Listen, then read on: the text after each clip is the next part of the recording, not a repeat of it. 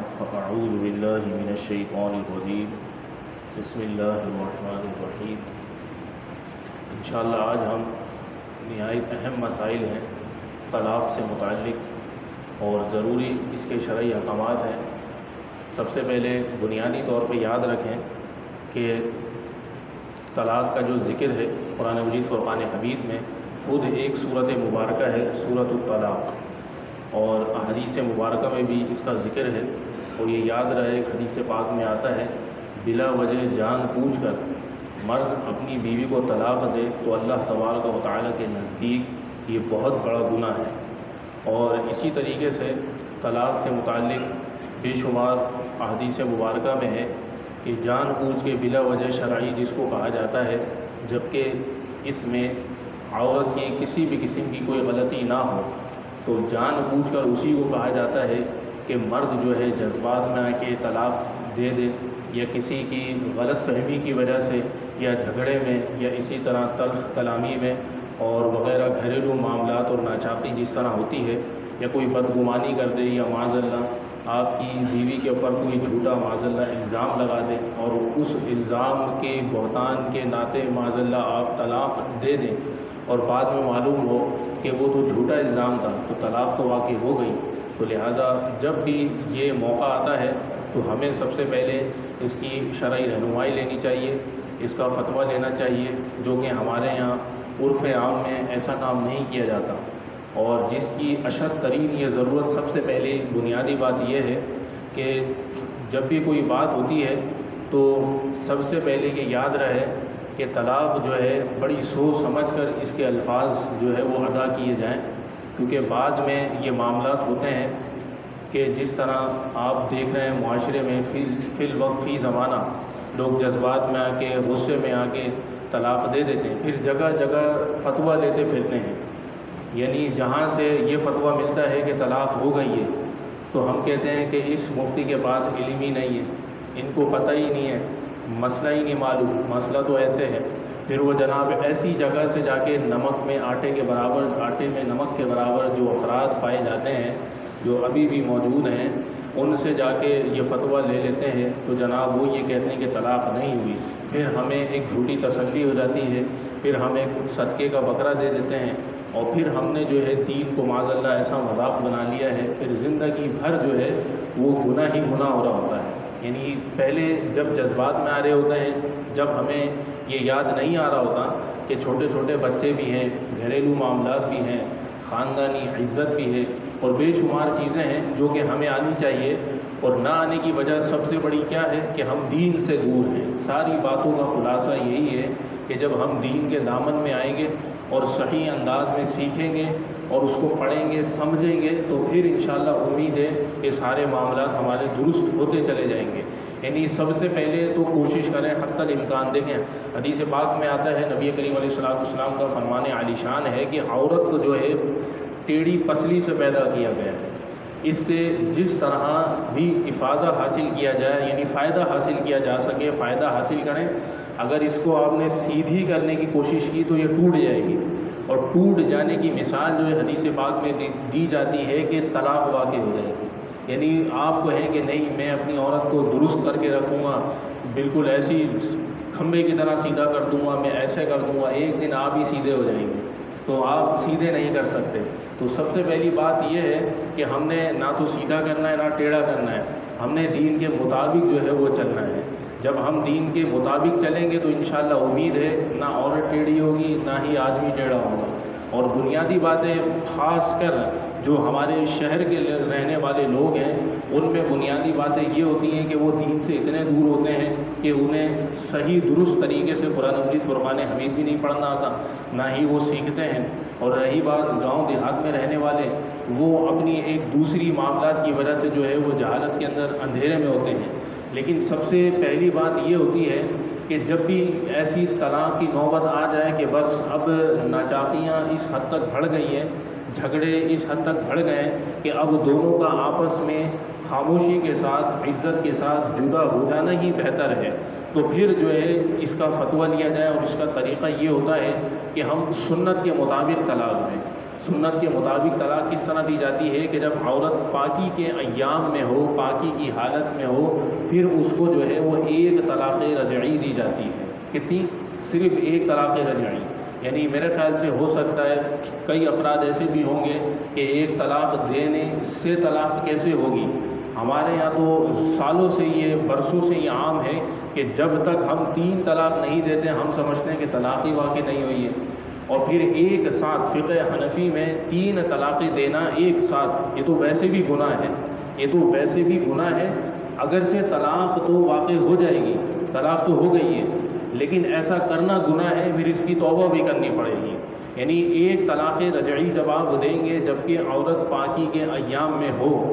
پھر آپ اس سے رجوع نہ کریں۔ رجوع سے مراد یہ ہے کہ ملاپ نہ کریں، گفتگو نہ کریں، باہم کلامی جس طرح معاملات میاں بیوی کے ہوتے ہیں وہ نہ کریں، پھر اس کو اپنے ماں باپ کے گھر پر چھوڑ کر آ جائیں۔ یعنی جب واقعی ایسا ماحول ہو جائے کہ اب طلاق دینی ہی دینی ہے، یہ اس کا ایک طریقہ میں آپ کو بتا رہا ہوں، اس طریقے سے کیا جائے۔ لیکن ظاہری طور پہ جو ہے وہ اس کا تحریری طور پہ فتویٰ بھی لیا جائے تاکہ وہ آپ خود بھی پڑھیں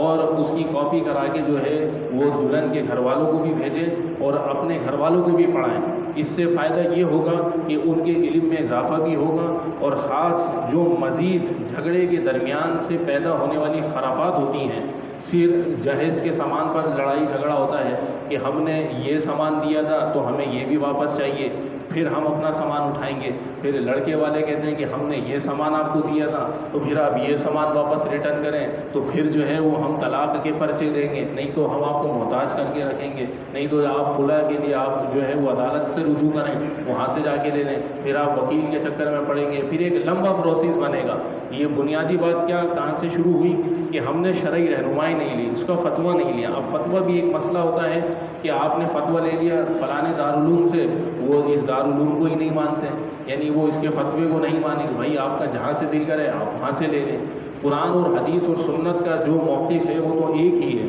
اور وہ ایک ہی رہے گا۔ تو لہٰذا جب ہم شادی بیاہ کر رہے ہوتے ہیں معذرت کے ساتھ، اس وقت یہ تمام چیزیں نہیں دیکھ رہے ہوتے۔ اس وقت سب سے پہلے ہمیں دیکھنا چاہیے کہ ہمارا مسلک کیا ہے اور سامنے والے کا مسلک کیا ہے، قرآن اور سنت کے مطابق درست یہ ہے بھی ہے یا نہیں ہے۔ اب جناب ہم جس طرح قرآن اور حدیث کے مطابق ہم نے نکاح کیا ہے، جس طرح معاملات سارے طے ہوئے ہیں، اب جب طلاق کی نوبت آ جاتی ہے تو فلاں کہتا ہے کہ میرا تو اس مسلک سے تعلق ہے، آپ نے 3 طلاقیں ایک ساتھ دیں تو یہ تو طلاق ہی واقع نہیں ہوئی، تو میں تو ان طلاقوں کو ہی نہیں مان رہا، تو لہذا پھر یہ بھی ایک بڑا جھگڑا ہوتا ہے۔ تو ہم کلام یعنی ہم جس طرح مسلک کے لوگ ہوتے ہیں، بنیادی بات یہی ہے کہ انہی لوگوں میں کیا جائے تاکہ خوشی ہو یا غمی ہو دونوں کی برابری ہو، یعنی سمجھنے میں بھی اور سمجھانے میں بھی دونوں انداز میں درستگی ہو۔ اب اسی طریقے سے جب طلاق رجعی ایک دے دی جاتی ہے اور پھر وہ ایک ایام یعنی پاکی کے ایام ختم ہونے کے بعد حیض کی حالت میں عورت آتی ہے تو وہ ایک پہلا جو ہے وہ کہلاتی ہے، اس کی عدت کا وہ کہلاتی ہے، یعنی جس طرح آپ نے پہلی ایک طلاق دی پھر اس طرح 3 حیض مکمل طور پہ گزر جاتے ہیں تو وہ آپ کے نکاح سے خود بخود باہر ہو جائے گی، آپ کو مزید طلاقیں دینے کی ضرورت ہے ہی نہیں، صرف ایک طلاق سے۔ وہ تب ہوگا کہ جب آپ نے مکمل رجوع نہ کیا ہو، کوئی ایسی ملاقات نہ کی ہو۔ اب یہ مکمل طلاق ہو گئی، ختم ہو گئی، اب آپ کا ذہن دوبارہ بن گیا دونوں کا کہ بھائی اب دیگر معاملات ہیں جس طرح ہوتے ہیں کہ بچے ہیں، دیگر گھریلو ناچاکیاں ہیں، ایسا ہے، اب دماغ ہم سب کا درست ہو گیا ہے، تو لہٰذا اب ہم دوبارہ نکاح کریں۔ تو نیا مہر کے ساتھ نیا نکاح انہی دونوں مرد اور عورت کے درمیان کیا جا سکتا ہے، لیکن اس میں حلالے کی ضرورت نہیں ہوگی، ایک طلاق رجعی دینے کا یہ فائدہ ہوگا۔ اور اگر آپ نے 3 طلاقیں ایک ساتھ دے دی، گناہ بھی ہوگا، طلاق بھی واقع ہو جائے گی۔ اب اگر آپ کا دماغ درست ہو گیا ہے تو اب اس کے بعد جو ہے بغیر حلالہ کے وہ عورت آپ کے لیے حلال نہیں ہوگی، اب وہ حلالہ کا پروسیس کرنا پڑے گا جس طرح قرآن اور حدیث میں اس کا موجود ہے۔ اب لوگوں نے معاذ اللہ اس کو ایک مذاق بھی بنا لیا ہے، اس کو جو ہے پتہ نہیں لوگ کیسے کیسے نام دیتے ہیں جن کا تعلق جو ہے اہل سنت سے نہیں ہے یا فقہ حنفی سے نہیں ہے، تو اس کو معاذ اللہ جو ہے وہ ایک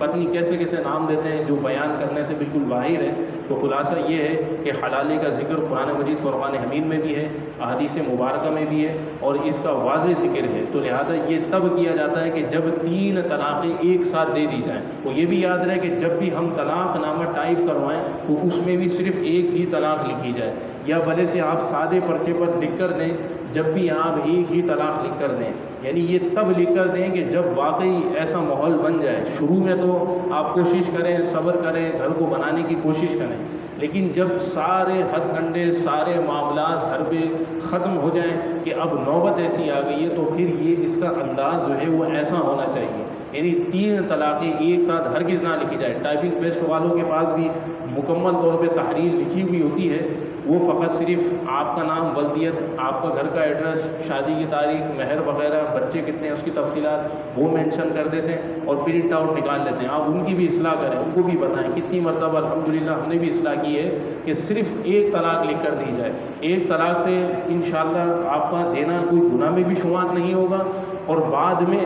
ختم ہو گئی آپ کا نکاح اور طلاق مکمل طور پہ ختم ہو گئی، پھر اس کے بعد اگر آپ کا مکمل طور پہ دوبارہ نکاح کرنے کا ارادہ ہوا تو پھر حلالے کی ضرورت پیش نہیں آئے گی۔ اس بات کو بغور توجہ سے رہے کہ 3 طلاق ہرگز نہ لکھ کر دیں، نہ ہی زبان سے کہیں۔ ایک سوال یہ بھی تھا ہمارے کسی بھائی کا کہ بعض اوقات زبردستی کوئی طلاق دلوا دیتا ہے۔ زبردستی سے مراد کیا ہے کہ مطلب اس کی جان پہ چڑھ جائیں، یا گن پوائنٹ پہ رکھ دیں، یا آپ چھرا نکال لیں، یا کوئی بھی ایسی چیز کر دیں۔ تو ایسے موقع پہ کیا کرنا چاہیے؟ شریعت کا حکم یہ ہے کہ ایسے موقع پہ جو ہے آپ زبان سے نہ کہیں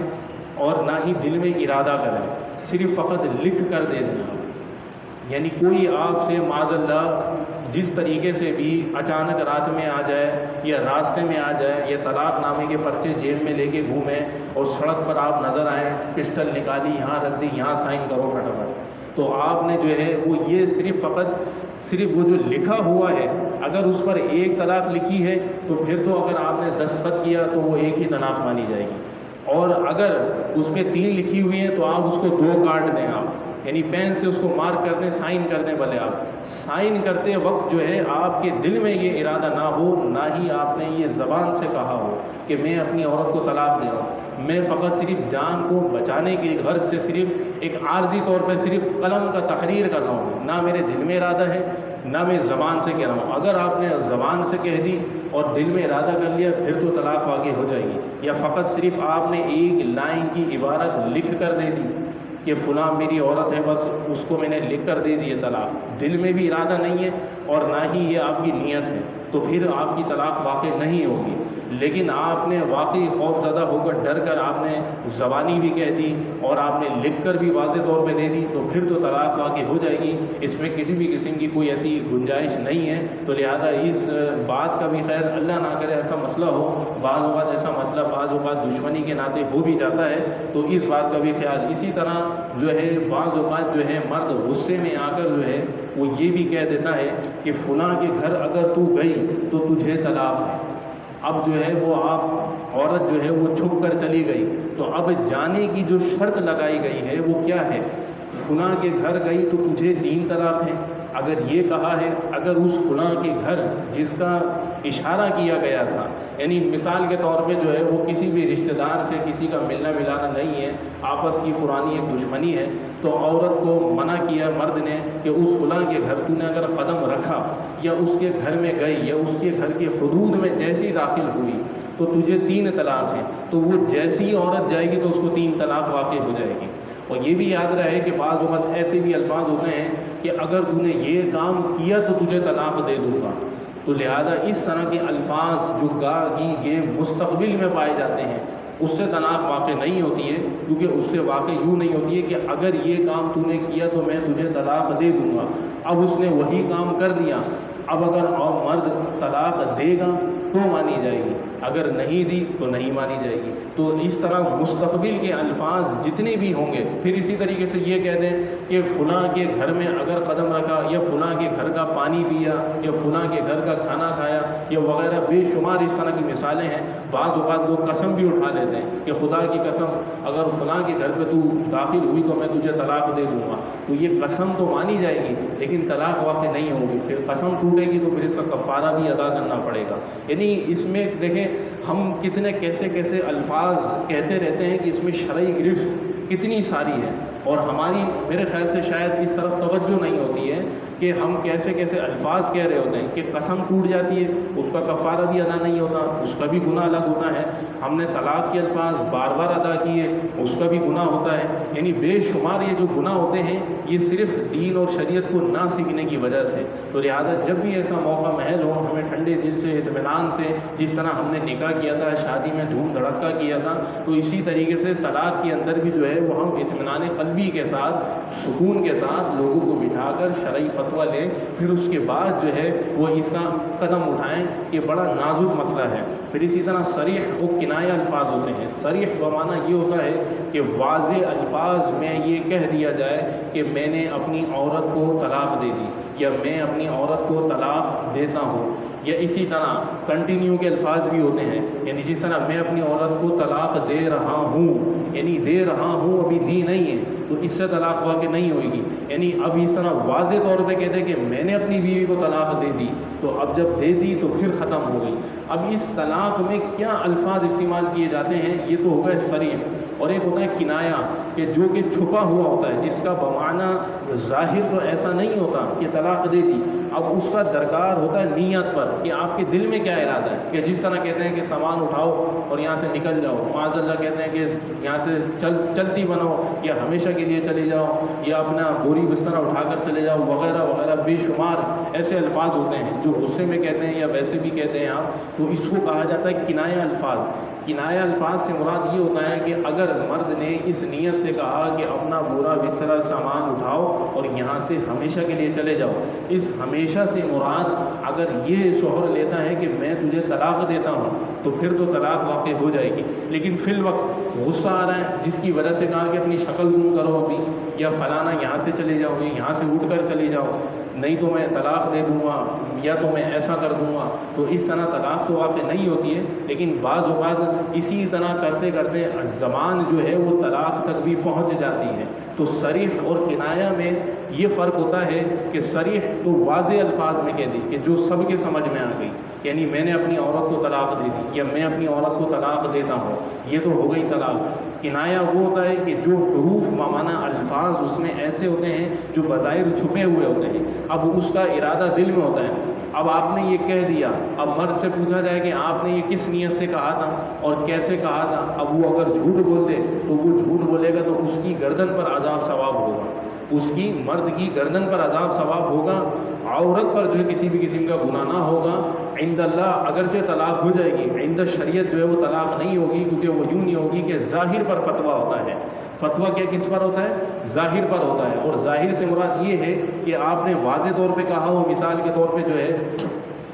وہ مرد جو ہے وہ عورت کو طلاق دے دیتا ہے، اور جو ہے وہ عورت کہتی ہے کہ جناب اس نے طلاق دی ہے، اور مرد انکار کر دیتا ہے، جھوٹ بول دیتا ہے کہ میں نے تو طلاق نہیں دی ہے، تو اب عورت پر یہ لازم ہوتا ہے کہ گواہ پیش کرے، یعنی اس وقت گھر میں یا جس مقام پہ کھڑی تھی وہاں گواہ اگر موجود تھے، انہوں نے سنا تھا یا نہیں سنا تھا، اگر عورت گواہ پیش کر دیں کہ واقعی اس مرد نے طلاق دی تھی اور اتنے اتنے الفاظ کہے تھے، ایسے ایسے الفاظ کہے تھے، تو پھر تو عورت کے حق میں فیصلہ ہوگا، طلاق واقع ہو جائے گی۔ اگر عورت گواہ پیش نہ کر سکے اور آدمی سے پھر قسم اٹھوائی جائے گی کہ بھائی آپ بتائیں، اللہ کی قسم کھا کر بتائیں، خدا کی قسم کھا کر بتائیں کہ آپ نے واقعی طلاق دی ہے یا نہیں دی ہے۔ اگر آدمی قسم اٹھا لے اس بات کی کہ میں نے واقعی طلاق نہیں دی ہے تو پھر طلاق واقع نہیں ہوگی، نہیں مانی جائے گی، عند شرع ہوگی۔ اور پھر